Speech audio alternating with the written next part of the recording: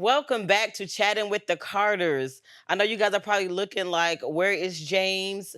Well, tonight he has given me the reins, and so I get to have some girl time. I am super excited about all of my guests on tonight. It's just me and the ladies. So, trying to figure out how I want to get this thing started, y'all. We've already been acting a fool before the cameras even started rolling, so there's a lot to share with you all on tonight.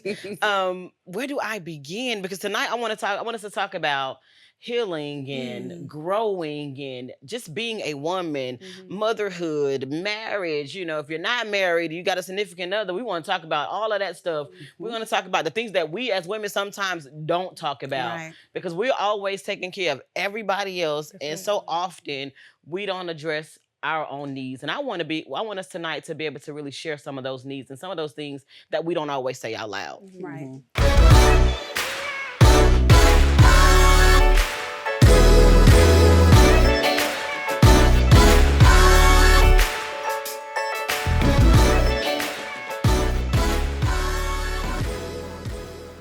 So just to kind of get us started as a little icebreaker, I want to ask a question that I would like for each of you to answer. Okay. Everybody's in the soft girl era right now. But even in that, I've realized for me that I still have to be strong, even in my soft girl era. Yeah. So in that, how are we redefining strength or a strong woman in our soft girl era? That's a good question. Anybody can start. Okay, for me, I allow my husband to lead. Ooh. By allow him to, well, let's not say allow. Okay, let's just say, All right. you know, like, We don't want them to know that we allowing them. I don't want him to know that. I really do try my best to follow what he says instead of trying to control the situation. So when he starts something and I want to go right, I'm like, baby, you and your soft girl era. Right, Sit right. back and Yeah. let him do the work. So that's pretty much what I do in my relationship with my husband. It's funny you said that though, because I think a lot of people don't realize the strength that it takes sometimes to step back. Yes. Like, Oh, Absolutely. especially being a mom, and then you're a big sister or a young sister, doesn't matter. And then now you have elderly parents, becoming yeah. older, and you're trying to work all of it together. And you're the strong one, you got to do it. And now you're like, okay, wait a minute, I need to sit back a little bit and let him, lead. It is very hard, very difficult. Yeah.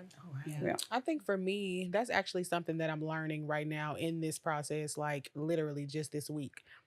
Being able to step back a little bit and really allow him to do what he needs to do. But my thing was actually opening up my mouth and telling him I needed him.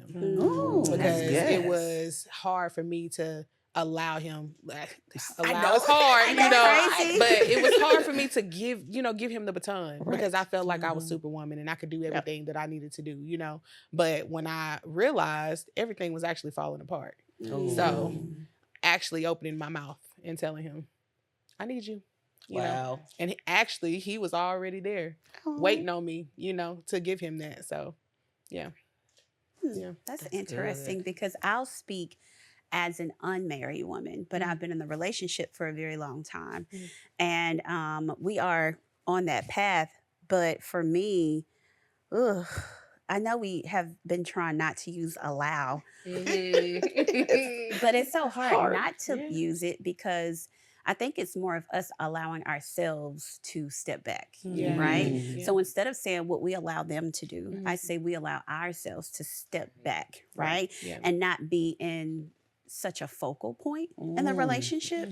And so for me, I feel like I am in my soft girl era. So, I'm like, hey, babe, can you, I don't know, maybe take the trash out today? And he's like, thank you for talking to me that way. Like that made it that much. Now I really want to do it instead of just saying, take the trash out. You know what I'm saying? So for me, I just stopped trying to assert myself so much and sit down and be quiet. And so in this era that I'm in, it's hard. It's been hard because I'm a strong lead, right? I'm the main character, right? Everywhere. I feel like I'm the main, but yes. but I'm not though. You know what I'm saying? So it's being able to be like a co-host, and let him find himself. And then I'm like, oh my God, so I realized that he needs to be cheered on and celebrated. And so That's. I want to say something to that, but I'm gonna give Juliet a chance first because that right there. Yeah, I was listening to y'all because y'all know I'm in a new relationship. Okay, New. I think I did it wrong.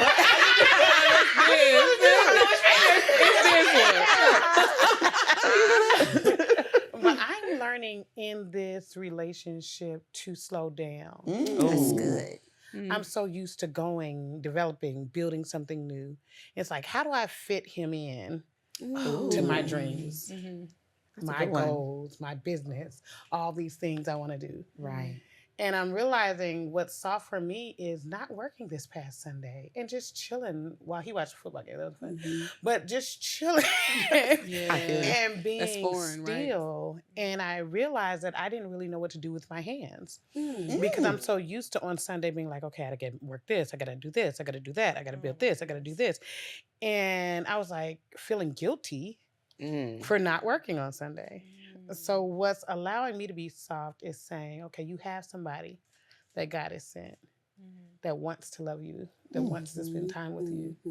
Be still. God's got all this. Yes, that's right. That's good. That's deep. That's deep. That's heavy right there. Like, and man, I'm trying to figure out where to go because I love, like, all of y'all said something that was so amazing. Like when you said something in particular that really kind of spoke to me. You were like, letting him do his thing and then just cheering him on. And I think for me, that's one of those things that I had to kind of come to terms with. That, I mean, my husband and I have been together for almost 24 years now. We've been married for almost 20. And from pre-relationship, he's cheered me on in everything I've done. Like, people will hear me say, I'll be like, hey, babe, let's go, put some jet fuel in the car and just go up and get the moon out the sky. And he'd be like, let's do it. Let's do it. And, one day he said to me, because I'm a fixer, and I feel like, and I overanalyze things. And so when he'll give out like his ideas and his plan, I'm gonna do this and this, and immediately I start figuring out the best way to make it work, rather than just saying, babe, I think you can do it. Just go ahead and just do it. And he said, sometimes I just want to say that I'm gonna do this, and you just do for me what I do for you. And I'm thinking, but I'm there for you. Like, but then I said, and I thought about it, I was like, I really don't though. I really don't. So I have to, like you said, I'm learning to allow him that space to just be who he is. And if it doesn't work out, be there to be like, you know what? Get back up and do it again. Try it again. Like, now we can figure out what didn't work, but don't get in his mind out the gate that, okay, well, this is what you need to fix, even before he tries it. And just allowing him to be and applauding him in his effort. And really, most of the times when I get out of the way, he does some amazing things without my input. Whether it's just the nurturer in us that we feel like we got to mother. Yeah, for sure. Everybody. Everything. And when I feel like when you have a good man, they're automatically selfless. Oh, automatically. You have to give them that space to be able to do whatever they need to do, But I know me and my husband had a conversation the other day, and he was talking about all the things he wanted me to do. He was like, you got this idea, you got that idea, so I want to put this money over here for you. I want to do this over here for you. I want to do that for you. And I was listening to him, but the only thing I could think about was how he was fading in the background of me. And I mean, my husband didn't have a haircut. He didn't have decent clothes on. His shoes be busted sometime. And he's not going to go and do that for himself. He's not going to, spend the money on himself and invest in himself. And I'm like, how are we going to balance this? Because I want you to have everything that you want too. So that was a wake up call for me. Like, he is going to bend over backwards for me in any and everything that I want to do. I want to do the same for him, for sure. That's good. That's really good. Awesome. Yeah. Like, we got some good dudes, y'all. Yeah. Man, like, it's so funny because the question was about us in our soft girl era, and we all talked about the men in our lives. Listen, baby, we're being treated real nice right here.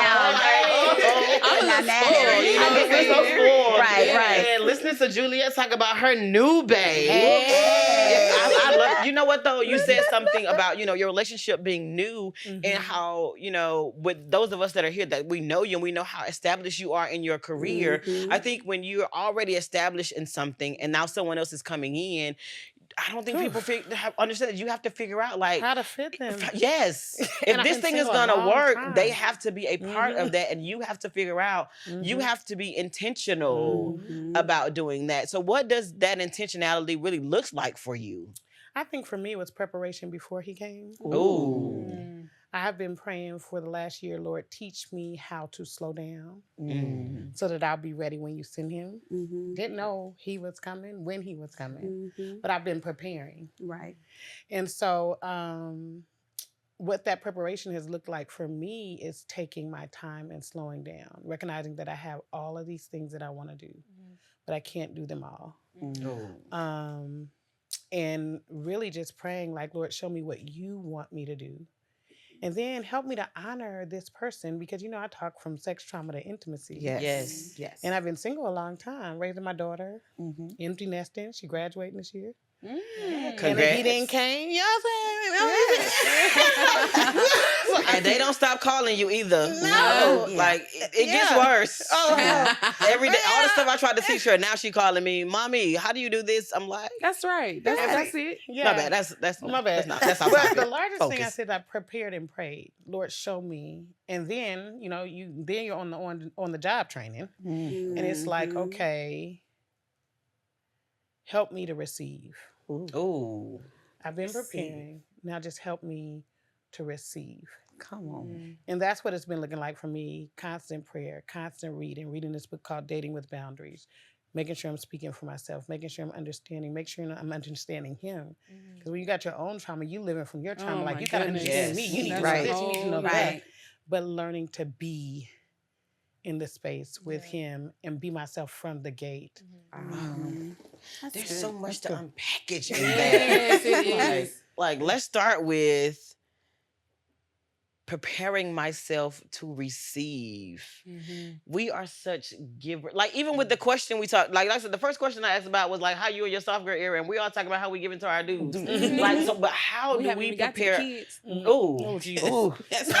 Girl. Don't talk about the kids. Sure. Right. But how are you ladies preparing yourselves to receive with everything that you pour out? Or do you even think I that know. you This is sometimes? deep. Well, before I even say that, have we even gotten to the point to where we feel worthy of receiving? Mm. Because sometimes, like what Juliet said, dealing with past trauma that some of us have had, it gets difficult to even get to a point where you feel like you deserve to receive anything. Right. That's good. I'm still there. Some days I don't feel like I deserve to receive certain things. And then some days I'm like, this is mine. The world is all for me. And it's very hard to kind of balance that for me in my life because it's like, you see my husband that does all this stuff for you and then there's days that you don't feel like doing things and then you feel guilty because you're like, man, he got up and went to work and here I am. Right. I don't have to worry about certain things and I don't want to get up. And I'm still working on that. I mean, I know God is working on me on that, but I'm still working on, am I worthy? Yeah. To I mean, that's your receive. truth. Yeah. That's your truth. Yeah. So I'm still working on that. That's Y'all pray okay. for me. We are working.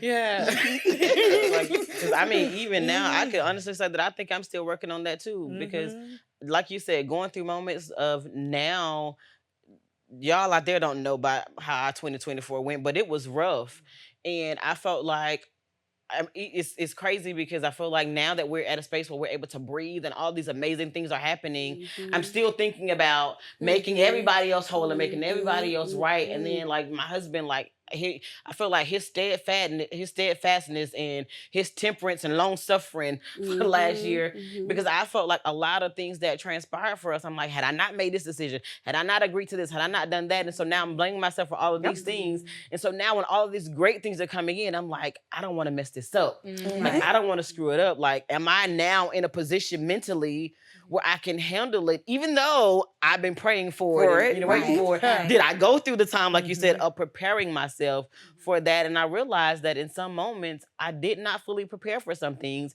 because I still have doubts of me.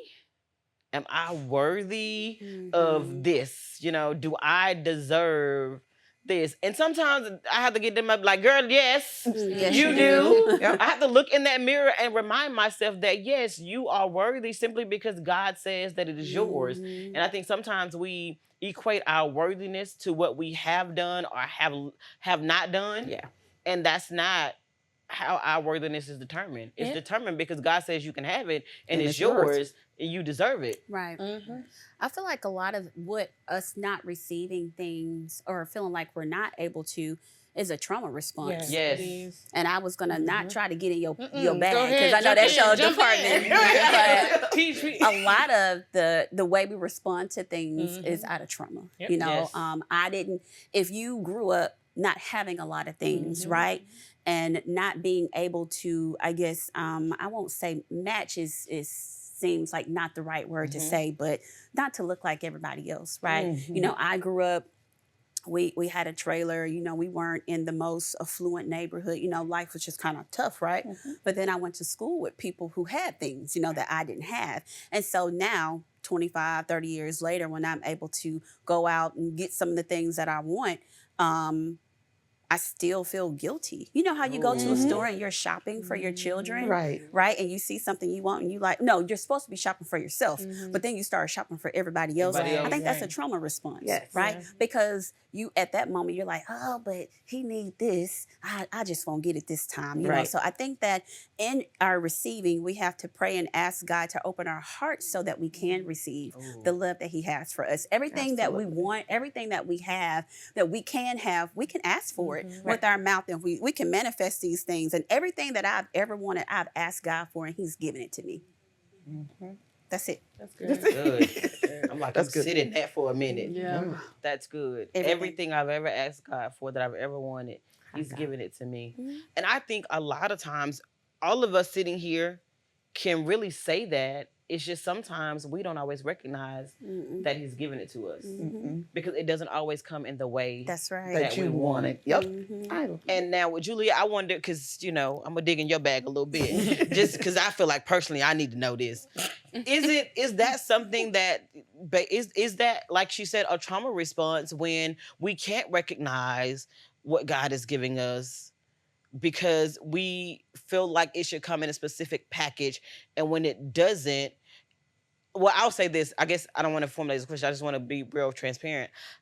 When it doesn't, I go back to the things growing up that I wanted and I did not get. Like, for instance, I literally, y'all, I was just sharing this with my husband and my best friend. I was like, man, it's hard for me to go in the store and buy something for myself. Or it's hard for me when my husband say, oh, what do you want? For me to say exactly what I want without considering all of the things we got to do for everybody else and all the other things. And like, even to the point of like vacations. And, oh, that's going to be so expensive when we got to do this and this and this. Right. And I go right back to that little girl who, when I was asked as a kid to write my little letter to Santa Claus in school, I'm not gonna cry. I'm not gonna cry. we're all not gonna cry. I would literally just write, all I want are books, and that's it. Because I knew that with books, my mama could just go down to the library and she can just get them. But if I put anything else on that list that required her to go out and spend money, she wasn't going to be able to do it. And I didn't want my mom to feel bad about not being able to do things for me. So That's even good. at that young age, Thinking about I would just say what I would base what I want on what I thought she could do. Mm. That's good. Can I say this? You were asking for what you wanted based off of what you saw. Exactly. And that is a trauma response. Like, I don't know.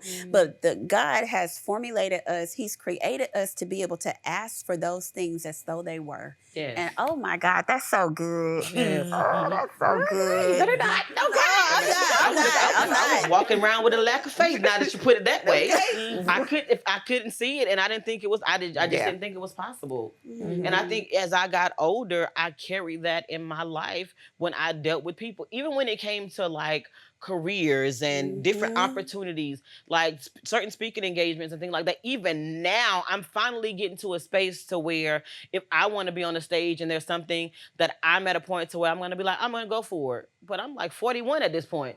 It took me all this time, and although my whole life people have been like, you got a voice that people need to hear. Yes. I never saw that because I didn't think I was worthy.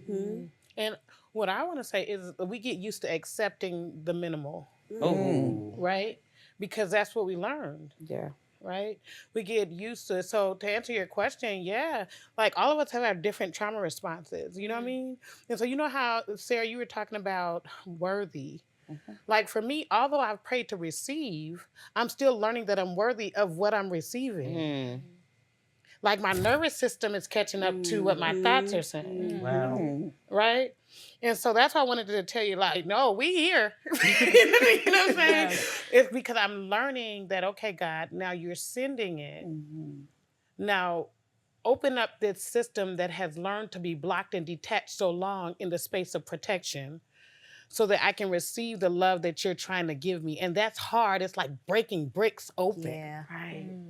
Right? So although that's the prayer, I'm still learning that I'm worthy too. And I do think it's a trauma response. It's for me, I didn't have a nurturer. I didn't have a father. I had physical father and mother, but I didn't have a nurturer and protector. Right? So I was that to everybody. That's good. Everybody. And it wore me out. Made me resentful, detached from people. I didn't even want to be around people no more because I gave so much to everybody. And so I think that we learned that our worth is built in giving. And so then when we start receiving, we feel uncomfortable because we're always giving. but I can't be worthy if I'm not giving to you. Like when you buy Yes. stuff. Or if you are giving, you're like, what you want from me? Yes. Right. There's got to be something. Yes. Right. And I'm just going to wait for it. Right. That's true. Yeah. It's like we feel like we have to earn everything we get, and that there is, it's impossible for God to just give to us freely. Like we say it and we ask for these things, and God, let your blessings flow. But then deep down, we pray it, and then we go out and we live out a life that shows that we're trying to earn something from God rather than just freely receiving what He's trying to give. And I don't know, y'all. I can't tell you what to do. I was going to ask the question, how do we get there? I don't know how we get there. I'm still working on that. Can I share something? Please. Okay, so I love talking about the 5 levels of intimacy. I'm a sex therapist and sex trauma therapist, right? So there's 2 ends of this. But we're talking about the 5 levels of intimacy. The bottom is spiritual intimacy. Everybody thinks sexual intimacy is at the biggest thing. But when you have spiritual intimacy with God and you truly understand what spiritual intimacy is, like sometimes I've been taught, I grew up in a very, very strict religion. So I wasn't taught relationship, I was taught transaction. But when I start talking to God and saying, God, if you love me, when I've gone through my sexual trauma, my rape, my abuse, my abandonment, all of this, if you love me, because I don't feel like you love me for real. Because you allowed me to go through all this. What kind of God that created all this world would allow me to go through this? But when we start having real conversations with God, then we're developing intimacy with God. And you know how they tell us not to test him? But when I said, okay, God, I smoke these cigarettes. You said it's unhealthy, but I'm going to sit on this porch and smoke. If you love me, you'll sit here with me. And so as I started sitting out on my porch with God and saying, God, you'll deliver me if you're this God of all gods. When I started having real conversations with God, then my heart started feeling like, oh my God, he's right here. The rain is falling. The bugs are moving by.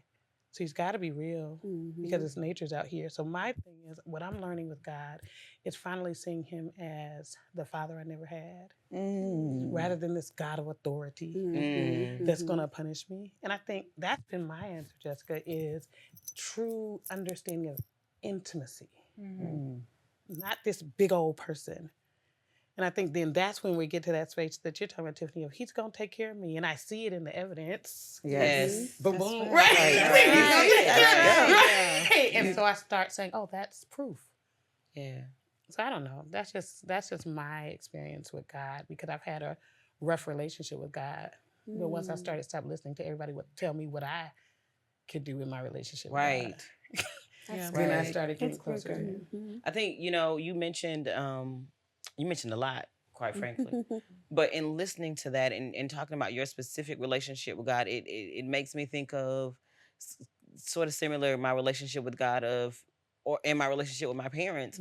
Mama, I love you now. You know this now. But girl, we had it rough in the beginning. But even in that, I did. But my mama, she be like, girl, tell the truth. I know what I did. I love her. So I told her I was writing the book, and I was like, listen, in this book, she was like, that's your life. I know what I did and what I didn't do. So just go ahead and say. And I love that for us now. Yeah. Because growing up with her, I didn't feel like I had that. Oh, So like you good. said, I had a mother who was physically there, but emotionally she wasn't. I had a father who, if you guys have seen any of the excerpts from one of the books I'm writing that God is helping me to really heal through, is that I had a father who literally I would walk by every single day as a little kid and say hey to this man, and he would look me dead in my eyes and wouldn't say anything back. Wow. And then one day somebody saw it, and she was like, that's your daddy, right? I'm like, nah, Big Girlie, my daddy, like, which is my mother's father. Right. I've always called my grandfather daddy because that was the only dad I knew. And it was like in that moment, this man saw me every single day. And I'm like, I'm a great kid. Like, baby, I'm making straight A's. Like, I'm the top. All of these things, all of these great things about myself that I was saying to myself at that young, tender age, the only thing that stuck was he didn't want me. Like, he don't want me. And then I looked at my relationship with my mama, and I'm like, she don't want me either, because literally when my grandparents got divorced, they were fighting over me like it was a custody battle. And what's crazy is there were two people that were fighting for me, but all I saw were the two that were not. That's right. Wow. That's what stood out the most. That's what stood out the most, the two that were not. And as I got older, eventually I realized, number one, my mom was 15 when she had me. 3 days before 15th birthday, she was a kid. She was a kid who was trying to figure out life, and she had experienced trauma in her own life that she had not shared with anybody up until that point. Right. Nobody. There are some things I didn't know about my mom until after I told her that I had been sexually assaulted. And I didn't tell her that until after it happened to someone else in the family, and she was telling me about it. And I just was like, oh, it happened to me when I was 13 too. Like, and it was at the exact same age for all of us. And it was at that moment that something broke for me and my mom. And it's like, for all of these years, I was holding on to this resentment and all of this stuff, and you were dealing with all of that by yourself, as dealing with your own situation, and then being a young teenage mother. My father, at the time when my mother got pregnant at 15, he was 25. Oh my goodness. So for him, now, this is my kid, but I can't say that because I'm going to go to jail. Like, there were so many factors. And then so many different layers to that I did not understand. But at that time, none of that mattered to me. It was just this broken kid. And even now, as an adult, I'm literally just starting to get to a space to where I can be like, they did the best they could. When they could and the way they could. Absolutely. And I can honestly say I am grateful to have been born to those two people because of the rejection that I experienced from them, the traumatic experiences that I felt like I went through. All of that made me such a strong person. That's why when people be like, God, like, you're so strong, you're so this. I had to be. I had to be. And so sometimes our trauma responses are actually what protects us.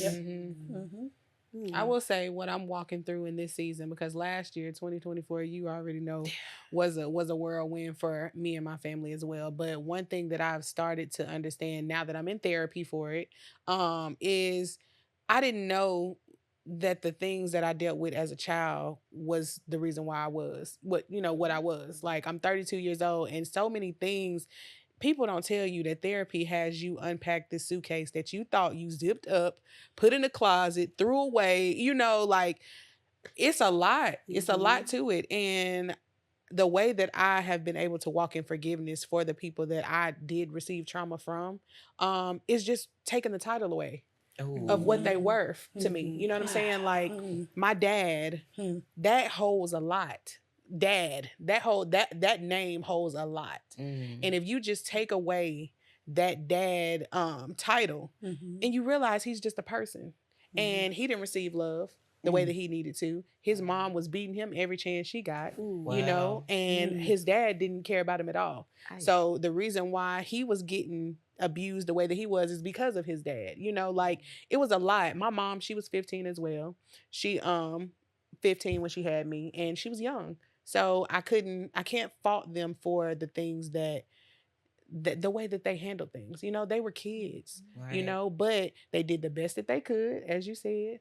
And I'm still here, and I'm a very strong woman. But sometimes it is a downfall of It how is. strong I am, Yes. because I can literally choke people out with how strong I am. Oh. You know what I'm saying? Like, not physically, but I can Yeah. literally choke them out with how strong I am, because it makes them feel like they're not needed, you know? That's And that good. feels lonely sometimes. Even though I desire you to be there, my actions don't show that, you know?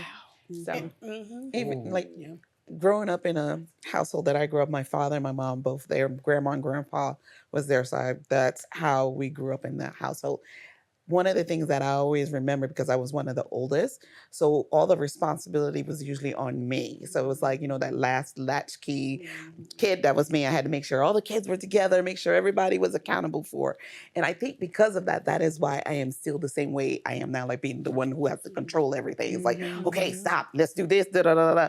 And a lot of times my husband would be like, "You're doing it again." I'm like, oh, I know. Let me quiet. But it's so hard to let that go, because you learn everything as a child, and it's very hard to like just delete all of that memory and trying to be a totally different person that you are. Your kids right now, the children that we have right now, they watching everything we're doing. They're learning from us. We're their first teacher. And now I'm 30 something, 40 something. Oh, guess what? Whatever, all the things that your mom and your dad did, it's wrong. Let's erase it. It's Oh my goodness. so difficult to like start all over again. It's I don't, yeah, I'm still working on that too. Yeah. But every day, and even with my own kids, a lot of time I try not to do the things my parents did. You know, you're the oldest, so you're responsible. Oh, You that's a got in lot of trouble weight. for the younger kids, and I do my best not to do that, or to make them go against each other, like well, such and such could do this better than you, and why you're not there. And it's hard, but sometimes I catch myself and I'm like, oh. And I'll take it back before I say it, but it's just something that's like embedded in you, like it's like part of your DNA from growing up in that type of culture or environment. It's very hard, and I always tell people, just one day at a time. It's not your fault. This is the first time they're here on earth too. They're not perfect, and we're not perfect. Absolutely. I'm gonna do my best, and if I'm wrong, I'll do my best to apologize too. I feel like that was the biggest thing in the Black household, is Yes. feeling like you got to give tough love all the time, when sometimes soft love will do just enough as tough love, you Yes. know? Like, even when it comes to having sons, like, you expect them not to cry, and you know, you're building this boy into this tough man, and then when he get older and don't know how to deal with his emotions, now you looking at him like, what's wrong with you? You know? So it's a whirlwind of a lot that we have to unlearn from our past to get to where we're going to with our kids. Like, I know they're gonna talk about trauma one day from us. You know what I'm saying? Like, I know. well, it was traumatic when you said this, mommy. And I'm like, well, why you ain't tell me that back then? You know, we could have fixed that. But they didn't know. know how. Yeah. You know? Yeah. So how do we unlearn those things that It's have a been so daily- rooted in us? Daily, like daily, hourly, minutely. By Like, second.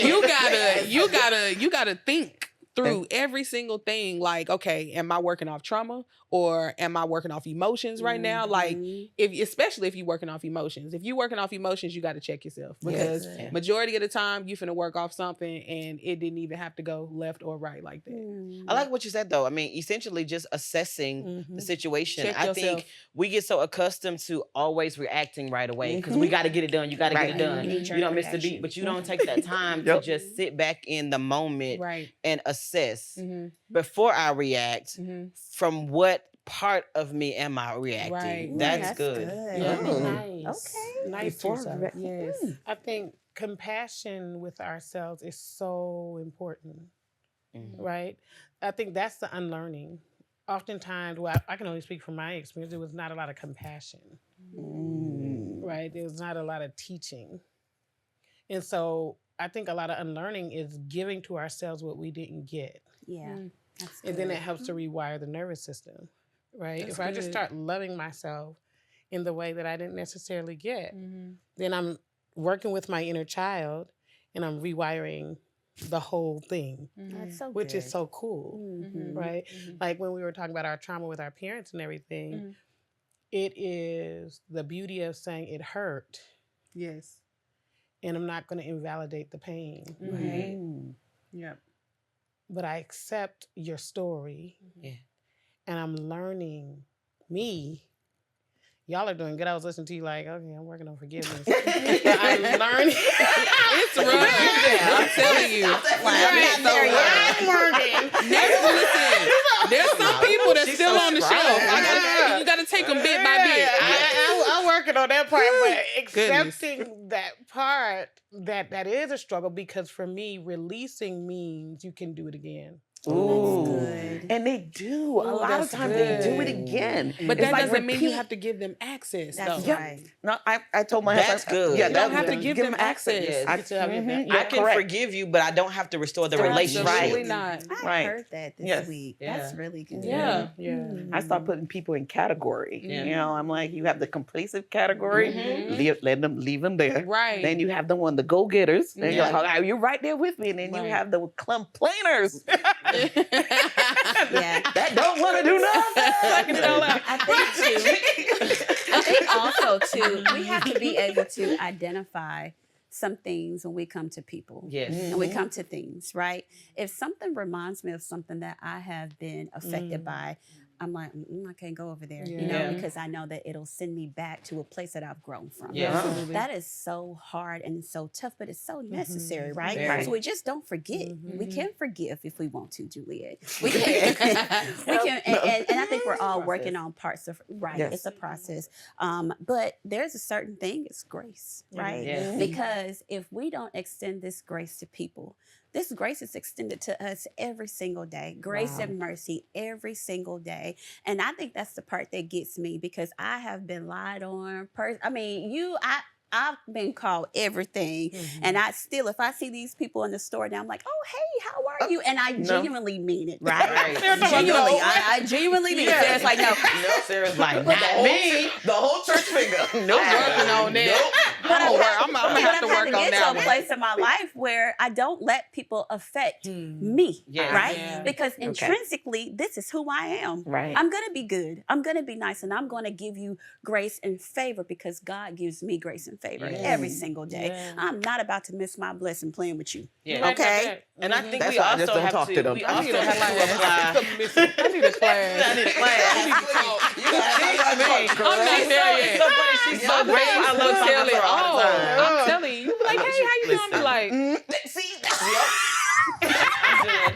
we wasn't on good terms last time, honey. What we talking about? No. we can each other from Not very gonna be far. bad. Because genuinely, I want everything that God has for me. I And get I know that. I can't get that way being Yeah. mean to you. I know. So I get that. And I go back to what you said too. Like, I can't let what you do cause me to become a different person. that's right. Like we Get you have out your to. I character. think that's twofold too. We have to learn to apply discernment. Sorry. Because there are times when I'm gonna be honest. There's been times when I've discerned some things, and I'm looking for the best part of that person. I'm like, there has to be some good in there. Where is it? I'm like, but it's crazy though. No, it's because- here. But here's the deal though. Even if I can't, I found myself still saying it's there. Like I'm a superhero or something. Like I'm gonna be the one to bring that good out of them. And I'm working on it, Lord. And I said, God, from now on, my discernment.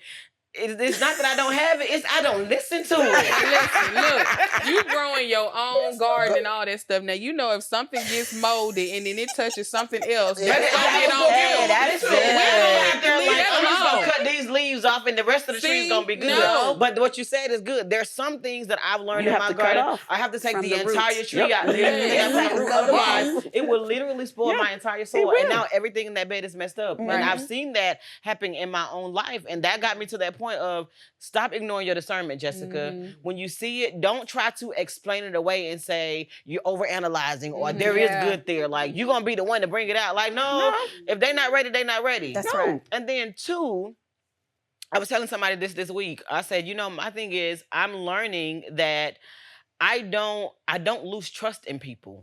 I don't. Okay. And hear me out when I Okay, say I was gonna this. say, hold on, do. I don't lose trust in people. My trust in you shifts. Oh, that's Oh. Because I'm always going to trust you to be who you are. Oh yeah. But once you start showing me that you're not who I thought you were, now I trust in what you've shown me. Yeah. So now I know how to, what you said, or one of y'all said, I know how to categorize you. That was big category. I know that I can love you, I can be there for you, I can hug you, but you can't come in my house. That's good. I know that I can, I can have moments like this, but you can't sit on this couch. That's right. I know that I can go to an event that someone else is having and you're in that space, and I can come over there and give you a hug and say hi and love on you and whatever the case may be. You do that. But beyond that, that's it, all the baby, conversation we that's all you get. gonna get. Because I know that I can't allow you to start Ooh. because I already know where this is going to go. Because you've already shown me Who you are. who you are. Right. What's his name? You can try to explain something away, but that doesn't change what you've already shown me. That's right. And you've shown it to me sometimes more than once because sometimes I'm a little hard-headed. Well, To be honest with Because y'all. you really do But try I'm a to little- find because that the grace, good. that's right, the Yeah. grace. But extending that grace is what get us in trouble sometimes. I ain't even gonna lie. That's why I stopped And this is giving not to grace. negate Me too, grace. Ted. We We don't don't say, stop giving grace. we got to. Okay, don't give grace. But we have to because I agree. I agree with Tiffany. If we can't expect God to continue to extend grace to us, and we want to Exactly. extend it to others. And I want to say that. But at the same time, God also knows when He be like, "Listen, I ain't giving you nothing else because you can't handle it. Oh, that's I'll give you grace, but there are other things that you can't have because you haven't proven yourself to be able to handle those things." Yeah. Oh my God, that's so good. Listen, literally one day God said, I told you to be humble, not dumb. I was like, Exactly. Woo. God, is that you? Yeah. Why are you talking to me like this? Stupid. It's true though. It's true. It's true. It is because I feel like I give grace, but I just have no tolerance anymore. Is that? I think that's what it is. Then. That's the one. That's the one for real. That's definitely the one. That's the one. I No don't more think there's tolerance. anything wrong with giving grace. Yes. But I'm not fixing to deal with you Right. and the ignorance. I'm not finna deal with that. I don't want what I said to be Sometimes it's not ignorant. misconstrued. Sometimes they know what they be doing.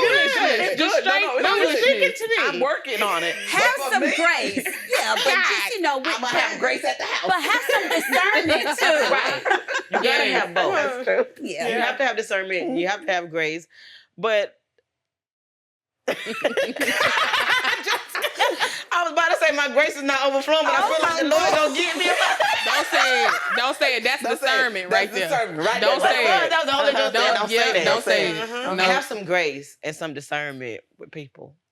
Yeah. Forgive, but you don't necessarily have to restore the relationship. Oh, yeah. And the reason why I say that is because there are sometimes that you can forgive people and they're not in a space to be, now I hate to use this term, but they're not in a space to be worthy of receiving you in the way that they received you before. Wow, that's so Right. good. Yeah. Because they want to stay who they are. Yeah. Y'all, we can continue on and on tonight. Like I didn't realize time was what they said at church. Time is what is, I don't know what they be saying. You looking at the wrong one. You can just say time is getting away from us. It got away from us. Look, that's that trauma. That's that trauma from the Baptist church.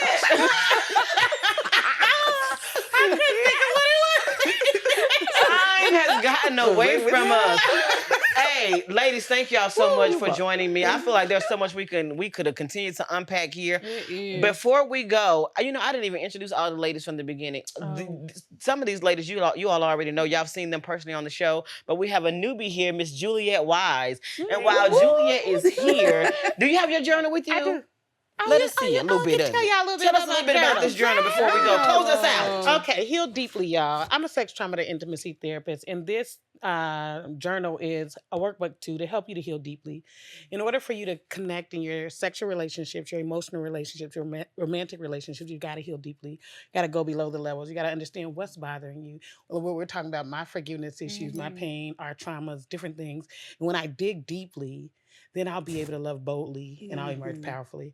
So this is Heal Deeply. You can get it on Amazon or on my website at juliet.com, julietwise.com. Thank you, Jessica. We want y'all to heal deeply Yes. and love boldly. Yes. And get this off Amazon.com. Forgive. Or Juliet L. JulietWise. JulietWise.com. Mhm. Thank y'all for tuning in. We cannot, as a matter of fact, we're going to go ahead and get this on camera. Next season, you're going to come in and sit with us on, okay. I just want to make sure I get it recording. So she's going to make time for us next season. I sure will. Because we want to really dig deep into some of the things that Juliet specializes in. When I say she is amazing, she is absolutely, y'all have heard all these amazing women, but I cannot wait for you guys to hear some of the amazing things that Juliet has to share with you all. Thank you again, ladies, for joining us. Thank you for having Jay. us. Yeah, Thank you, Tiffany. Thank you, Sarah. Love y'all.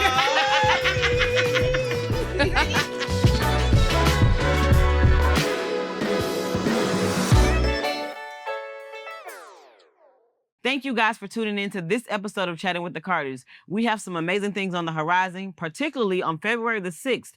We want you to mark that day on your calendars. We will be bringing back Lovers Conversations, and you will get the opportunity to experience a live Chatting with the Carters, live and in person. Go ahead and click the link below and get your tickets right now. Secure that. Also on February 6th, our book, Becoming One, will be released. You want to get that book. Go ahead and pre-order that book today. Pre-order now. Right down here in the captions. Yep, go get it, guys. See you guys soon.